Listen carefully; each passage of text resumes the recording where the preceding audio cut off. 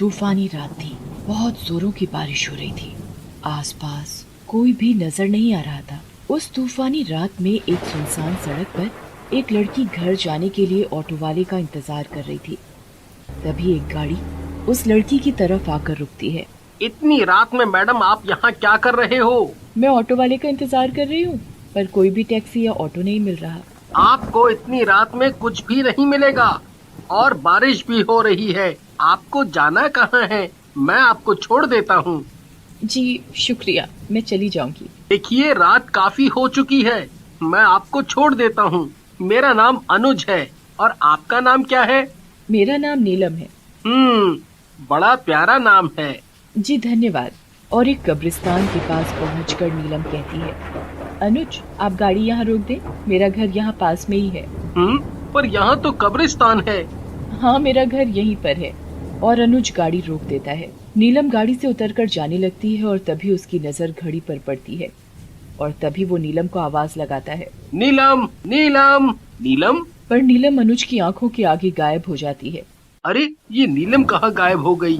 और अनुज अपने घर चला जाता है। घर पहुंचकर वो घड़ी की तरफ देखता है और कहता है, अरे ये कैसी घड़ी है, इतनी पुरानी, इसका डिजाइन भी अजीब सा है। और ये कहकर वो घड़ी टेबल पर रख देता है और सो जाता है।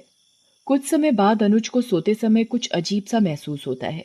अचानक अनुज को सोते सोते पसीना आने लगता है और अनुज को घबराहट और बेचैनी होने लगती है और उसकी आंख खुल जाती है तो वो देखता है कि पंखा अपने आप चलने लगता है, लाइट अपने आप जल जाती है और अपने आप बंद हो जाती है। तभी बाथरूम से पानी की आवाजें आने लगती हैं।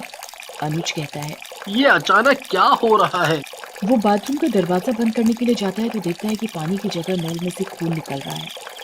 वो डर कर बाथरूम से निकलता है तो देखता है कि घड़ी में से एक डरावनी चुड़ैल निकलती है और उसका गला पकड़ लेती है। अनुज चीखता है पर उसकी आवाज नहीं निकलती। चुड़ैल बड़ी ही भयानक और डरावनी लग रही थी। उसकी आंखों से खून टपक रहा था। उसकी आवाज बड़ी डरावनी थी। तभी अनुज कहता है, कौन कौन हो तुम मुझे मारना क्यों चाहती हो? मुझे छोड़ दो। मैंने तुम्हारा क्या बिगाड़ा है?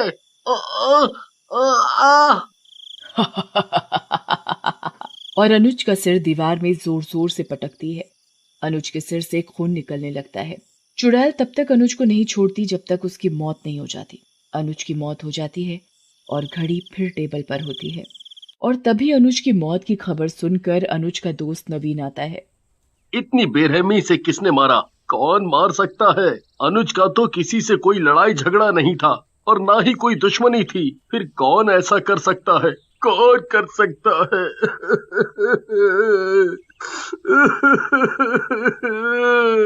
मीना, मीना। जी अभी आई। मीना, बहुत जोरों की भूख लगी है, खाना लगा दो। जी अभी लगाती हूँ। मीना नवीन को आवाज लगाती है, खाना लग गया है, आ जाओ खाना खा लो। नवीन हाथ मुंह धोकर खाना खाने बैठ जाता है। तभी मीना कहती है, अरे ये घड़ी कहाँ से लाए?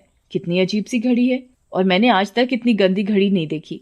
और ये कहकर मीना घड़ी को जोर से पटक कर टेबल पर रख देती है और किचन में बर्तन धोने चली जाती है। तभी अचानक मीना को कुछ अजीब सी आवाजें सुनाई देती हैं, जैसे कोई रो रहा हो। मीना सुनने की कोशिश करती है पर रोने की आवाजें बंद हो जाती हैं। फिर मीना अपने काम में लग जाती है। तभी रोने की आवाजें फिर सुनाई देने लगती हैं। अरे ये आवाज तो घड़ी में से आ रही है। मीना घड़ी उठाती है। घड़ी में से खून निकल रहा होता है। अरे ये घड़ी में से खून कैसे निकल रहा है? खून देखकर वो डर जाती है और उस घड़ी को फेंक देती है। तभी अचानक घड़ी में से चुड़ैल निकलती है। मीना चुड़ैल को देखकर घबरा जाती है। चुड़ैल चुड़ैल आवाज लगाती है। क्या बोल रही थी? कितनी गंदी घड़ी है, कितनी बेकार है। मैं तेरा ऐसा हाल करूंगी कि तेरी रूह तक कांपेगी। अरे मैंने तुम्हारा क्या बिगाड़ा है, मुझे छोड़ दो प्लीज। तभी चुड़ैल गुस्से से आग बबूला हो जाती है और मीना का अपने नाखूनों से सारा मुंह खरोच देती है। उसके मुंह से खून खून निकलने लगता है। मीना चीखती रह जाती है पर उसकी आवाज नवीन तक नहीं पहुंच पाती।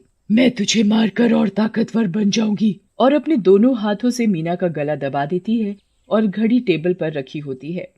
अगली सुबह। मीना, मीना, ये तुम्हें क्या हो गया? तुम्हें किसने मार डाला? किसने मार डाला?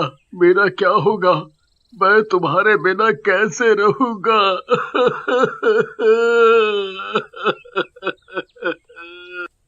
नवीन जोर जोर से रोने लगता है। मीना की मौत भी एक रहस्य बनकर रह जाती है। उसकी मौत का किसी को पता नहीं चलता कि आखिर मीना की मौत हुई तो कैसे हुई। और कुछ दिनों बाद एक रात एक चोर चोरी करने के लिए नवीन के घर में घुसता है। अरे यहाँ तो काफी कीमती सामान रखा हुआ है। जो भी कीमती सामान है मैं उठाकर थैले में डाल लेता हूँ।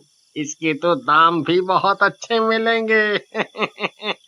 चोर सारा कीमती सामान थैले में डाल चुका होता है, तभी उसकी नजर टेबल पर रखी घड़ी पर पड़ती है। अरे ये कैसी घड़ी है? ये तो बहुत पुरानी लगती है। इसके तो बहुत दाम भी मिलेंगे। मैं इसे बेचकर अमीर बन जाऊंगा और आराम से ऐश की जिंदगी जीऊंगा। मुझे चोरी भी नहीं करनी पड़ेगी और मेरी धर्मपत्नी भी खुश हो जाएगी। चोर नवीन के घर से सारा कीमती सामान और घड़ी चुरा कर निकल जाता है और घड़ी के साथ साथ चुड़ैल भी चोर के पीछे पीछे चलने लगती है। तभी रास्ते में उसे लगता है जैसे कोई उसका पीछा कर रहा हो। चोर पीछे मुड़कर देखता है, कोई नहीं होता। चोर जल्दी जल्दी चलने लगता है, तभी एक हाथ आकर उसकी गर्दन पर पड़ता है। अरे कौन है भाई? पीछे देखता है, कोई नहीं होता। कौन परेशान कर रहा है? लगता है मुझे आज ज्यादा चढ़ गई है। तभी चोर बीड़ी पीने के लिए माचिस जलाता है। आग को देखकर चुड़ैल गायब हो जाती है। चोर भी अपने घर पहुंच चुका होता है और अपनी पत्नी को आवाज लगाता है। अरे चमेली, सुनती हो? देखो आज बहुत ही तगड़ा माल हाथ लगा है। अरे वाह, अब तो हमें किसी चीज की परेशानी नहीं होगी और तुम्हें चोरी भी नहीं करनी पड़ेगी। चमेली कीमती सामान देखकर बड़ी खुश होती है। अरे ये कैसी घड़ी है? आय हाय, कितनी पुरानी घड़ी है। इसे क्यों उठा लाए? इसका तो दाम भी नहीं मिलेगा। अरे तुझे क्या पता, बाजार में पुराने सामान की बहुत कीमत मिलती है।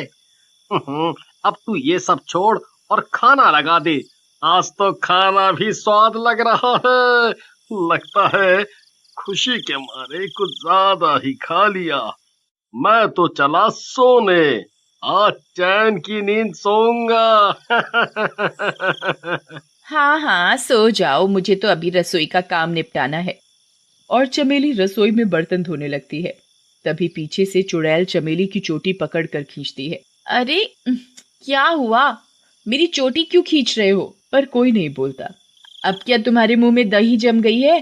काम करने दो, बहुत काम पड़ा है और तुम्हें मजाक सूझ रहा है। पर कोई आवाज नहीं आती। चमेली पीछे मुड़कर देखती है तो उसके होश उड़ जाते हैं। एक भयानक चुड़ैल उसके पीछे खड़ी है। एक हाथ निकलकर चमेली की गर्दन पकड़ लेती है। क्या बोल रही थी? मैं कितनी पुरानी खड़ी हूँ और बेकार भी, मेरे कोई दाम भी नहीं देगा। चमेली का गला और जोर से घोटने लगती है। तुम कौन हो? मुझे छोड़ दो, मुझे मत मारो। छोड़ दूं? नहीं, कभी नहीं, मैं तुझे मार डालूंगी। जैसे ही चुड़ैल चमेली का सिर दीवार में मारती है तो चमेली का हाथ लालटेन पर लग जाता है और आग निकलने लगती है। आग देखकर चुड़ैल गायब हो जाती है।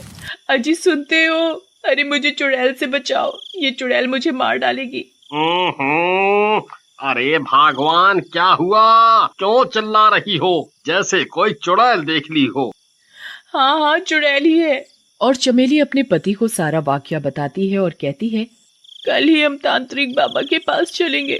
मैं एक पहुंचे हुए बाबा को जानती हूँ, वो ही हमें इस चुड़ैल से पीछा छुड़ा सकते हैं। अगले दिन तांत्रिक बाबा के पास पहुंचकर, बाबा हमें बचाओ, इस घड़ी में चुड़ैल है, ये तो हमारी जान के पीछे हाथ धोकर पड़ी है। क्या हुआ बालिके, तुम ऐसे क्यों कह रही हो? इस पुरानी घड़ी में ऐसा क्या है? बाबा, जो भी इस घड़ी की बुराई करता है, घड़ी उसे मार डालती है। ऐसी बात है क्या? चलो मैं भी इस घड़ी की बुराई करके देखता हूँ। बाबा भी घड़ी की बुराई करने लगते हैं। हाय हाय हाय हाय हाय हाय, ये कैसी घड़ी है? इतनी बुरी घड़ी तो मैंने आज तक अपनी जिंदगी में नहीं देखी। तभी घड़ी से चुड़ैल निकलकर बाबा के सामने आ खड़ी होती है। कौन है जो मेरी बुराई कर रहा है?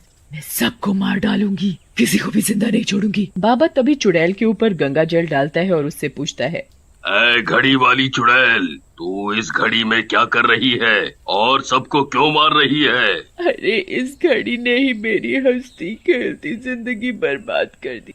क्यों, कैसे?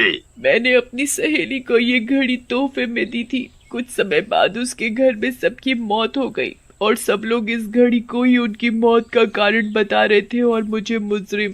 मैंने इसी चक्कर में फांसी लगा ली और तभी से मेरी आत्मा इस घड़ी में है और जो भी इस घड़ी को उल्टा बोलता है मैं उसकी जान ले लेती हूँ। बाबा चुड़ैल की आत्मा को शांति देता है और उस घड़ी को पीपल के नीचे दबा देता है।